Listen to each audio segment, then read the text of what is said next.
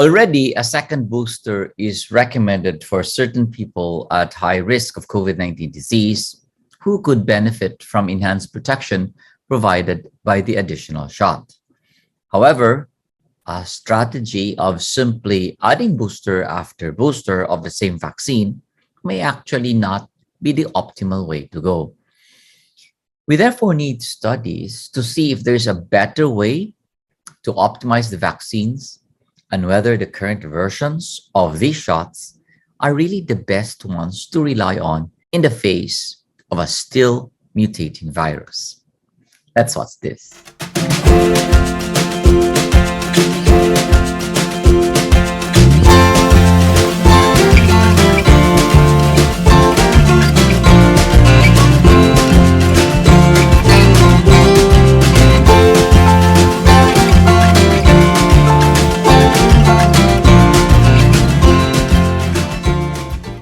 The Philippines on Monday, April 25, started giving second COVID-19 booster doses specifically for immunocompromised adults, patients with cancer, HIV, AIDS, and immunodeficiency disorders, those who underwent organ transplant and are undergoing chronic dialysis, joining a growing number of Asian countries that have already approved second booster shots like South Korea, Taiwan, and Singapore, which is hoping to prevent a coronavirus resurgence, particularly among its elderly, as it removes the remaining curbs this week.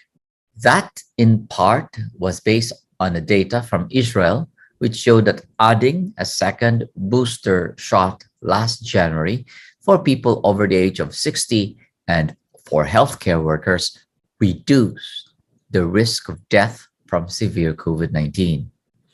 These individuals, therefore, can get their second booster shots as early as 3 months after the first booster dose to hopefully further increase the protection of this vulnerable sector against COVID-19.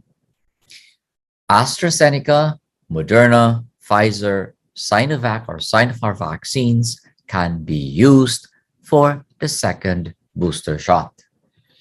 The question that we all have is whether this strategy of giving booster dose will be sustainable long term. We know that experts from the Food and Drug Administration reviewed studies looking into the potential benefits of adding another booster shot.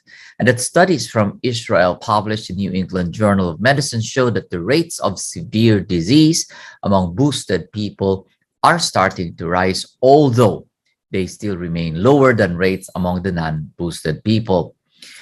Lab-based studies also from the US confirmed that levels of the virus-fighting antibodies produced after a booster dose start to wane after several months, dropping to by about six-fold during the time. It is also needed that we have to address the issue that any incremental benefit of the second booster dose has to be weighed against the potential side effects, which include inflammation of the heart tissue, especially for younger people receiving the Pfizer or Moderna vaccines, or the risk of blood clots for people getting the J&J shot. In other words, continuing to boost every 4 months as a policy using the same vaccine may not really be a sustainable approach to confront COVID-19, considering that we are fighting a virus that continues to mutate. While a second booster shot can indeed raise the levels of persons' antibodies against COVID-19 and protect them from a more serious disease, the question is how long does this protection last? And is the protection of repeated boosting really sustainable? So for now, for the general population, a second booster isn't necessary as yet. And let's await more data to support the second booster for all.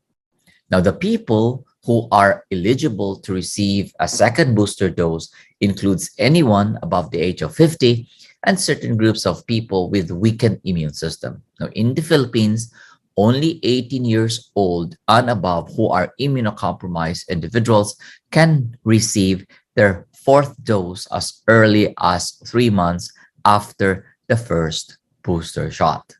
Now, there are certain recommended booster dose recommendations and intervals that was put out by the Department of Health. First, if you are immunocompromised and only received AstraZeneca, for your fourth booster, you can either have AstraZeneca or the other vaccines, including mRNA and J&J. If you receive Sinovac as your first primary and a first booster dose, you can still get the fourth dose of Sinovac, or you can opt for an mRNA vaccine, J&J, or AstraZeneca as an option.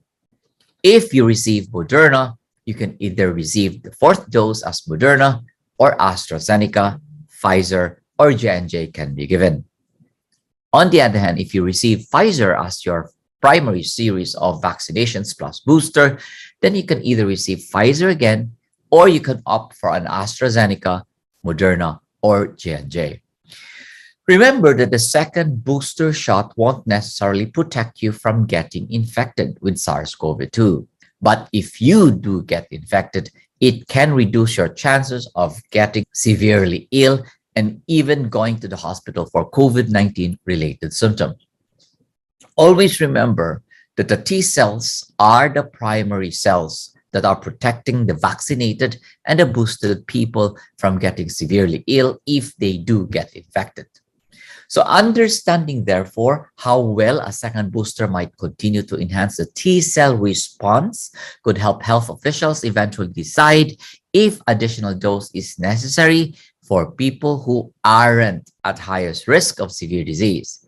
The T cell response is indeed currently under scientific investigation. So at the moment, the shots being used as second booster dose are the same as the original vaccine and don't seem to be pushing protective enough antibody levels any higher than they were after the first booster shot. So for the rest of us who are vaccinated and boosted, making individual decisions about continuing to wear masks in crowded indoor settings and avoiding environments where we might be in close contact with a lot of people continue to be the best way to limit our exposure and risk of COVID-19, at least until more data becomes available.